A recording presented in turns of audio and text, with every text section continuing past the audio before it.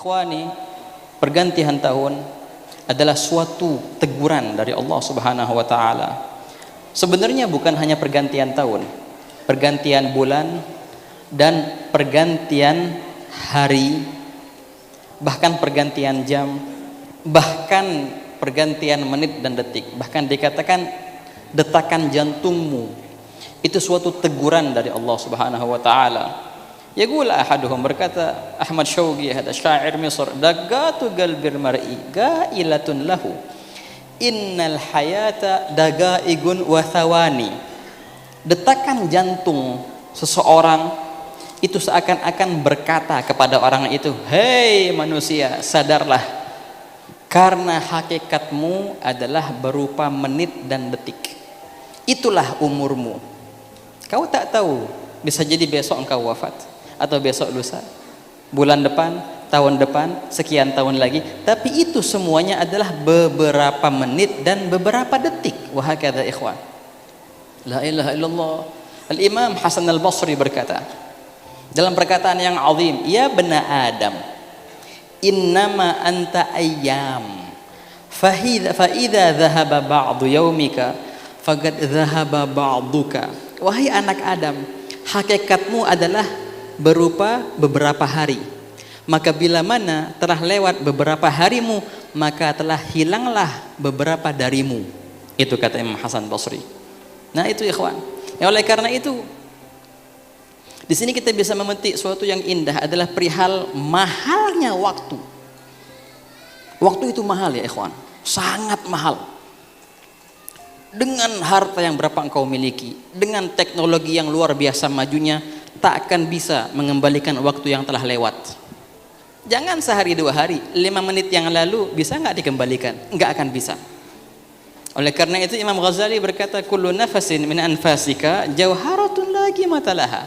Setiap hembusan nafasmu itu adalah jauharah, mutiara yang mahal, yang tidak mungkin dibayar dengan apapun. Wahakadha ikhwani. Kalau kita melihat aslafun as-salihin, bagaimana mereka sangat perhitungan ya dengan waktunya. Maka diriwayatkan dari Sayyidina as-sahabi Abdullah bin Mas'ud radhiyallahu anhu. Diceritakan ini beliau orang sahabat ini sangat menjaga waktunya ikhwani. Dalam ketaatan, dalam kenikmatan, dalam luar ifadah, istifadah. Kalau seandainya ada orang mau bertanya tentang perihal ilmu, maka beliau jawab. Tapi kalau seandainya ada orang mau ngobrol biasa, dia bilang begini, saya siap meladenimu, saya siap duduk lama denganmu, dengan syarat apa? Kau tahan tuh matahari, jangan sampai gerak. Kau tahan waktu. Saya siap duduk denganmu, terserah berapa lama, tapi dengan syarat kau pegang waktu. Selama waktu berlalu, tak ada waktu lagi atau untuk meladenimu. Inilah perihal Abdullah bin Mas'ud. Aslaf salihin juga, kalau kita melihat bagaimana ulama-ulama kita menjadi ulama. Berkata Imam Sayyidi dan guru kita semua Al-Habib Salim bin Abdullah Syatri, ketika beliau membahas bukannya ulama, talibul ilm, pelajar ilmu itu tidak sah dinamakan pelajar ilmu kecuali kalau dia benar-benar telah full memakmurkan waktunya dengan ilmu sehingga dia mengeluh atas waktunya. Nah baru namanya pelajar ilmu. Kalau namanya ulama lebih luar biasa lagi ikhwan. Sampai-sampai mereka itu sangat perhitungan dengan waktu, walaupun sekalipun itu waktu makan. Gak mau mereka lalui waktu makan tanpa ada ilmu di situ. Kita melihat terjemahnya Al-Imam Ubaid Ibn Ya'ish. Beliau ini adalah gurunya Imam Bukhari yang terkenal namanya Ibnu Ya'ish. Al-Imam Ubaid bin Ya'ish dikatakan kalau beliau mau makan itu, dia nggak mau waktu makannya cuma lewat buat makan saja. Ini harus ada baca kitab atau dengar faedah. Maka beliau kalau makan, dia panggil adiknya yang perempuan. Ngapain? Dia sambil baca kitab, sambil nulis, sambil ngafal hadis, itu disuapin sama adiknya. Dan beliau katakan, beginilah keadaanku selama 30 tahun. Jadi waktu makan itu nggak ada ceritanya waktu khusus untuk makan depan makanan gitu, kagak. Yang ada depan kitab sambil disuapin. Jadilah Ibnu Ya'ish, guru Imam Bukhari. Ada seorang juga yang terkenal, dengan nama Ibnu Aqil Al-Hambali, sosok seorang ulama Hambali yang tenar. Disebutkan dalam Zail Tabaqat Al-Hanabilah. Nah, Imam Ibnu Aqil Al-Hambali ini juga hampir sama ceritanya. Beliau itu kalau mau makan, kan kalau tadi disuapin sama adiknya, ini kagak, dia makan sendiri. Tapi karena daripada makan sendiri lama, aneh mau makan cepat-cepat, nggak ada waktu untuk lama untuk ngunyah. Jadi apa? Dia kalau makan roti yang dibasahin, kayak makanan anak bayi itu, kayak gitu. Itu makanannya itu. Dan inilah makananku sejak dulu, kata beliau. Jadi nggak ada waktu untuk ngunyah ya ikhwan. Cepat-cepat makan, belajar, ngafal, wahakata.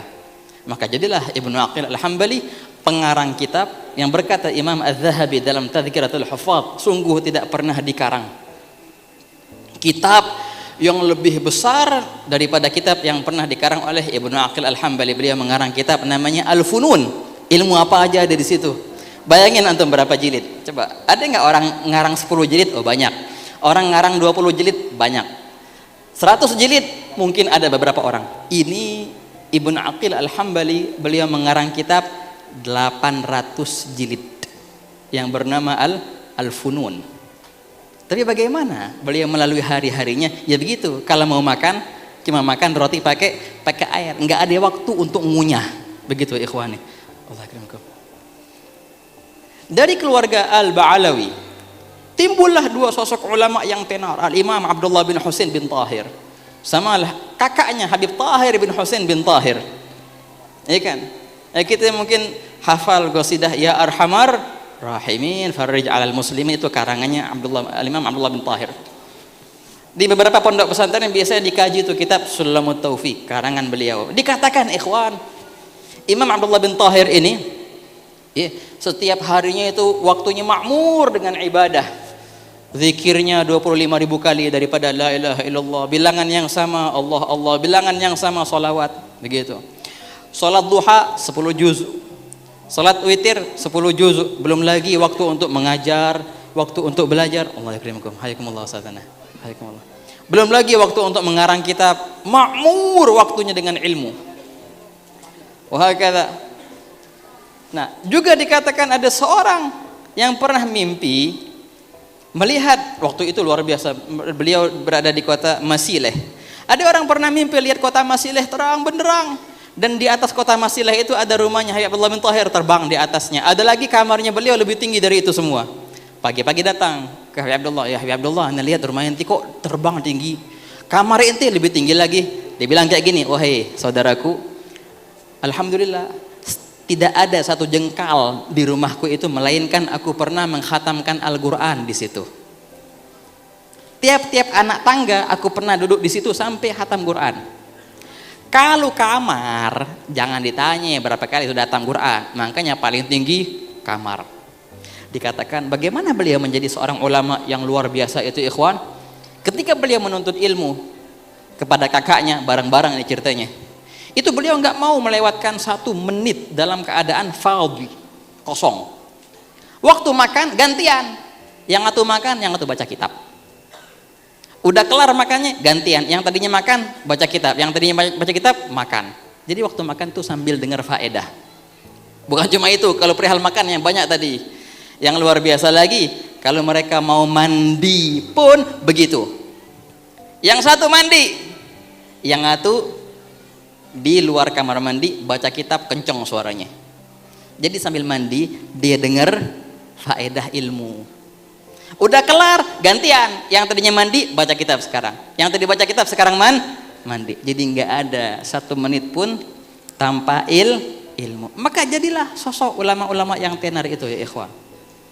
Ini kalau kita tanya kepada guru-guru kita, habib-habib, bagaimana perihal mereka ketika dahulu ketika mereka menuntut ilmu, semua akan bilang wahakala, dahulu kami pasti pelit dengan namanya waktu ya ikhwan. Wahakala, waktu ya ikhwani adalah modal utamamu, jangan sampai engkau melewati waktu itu.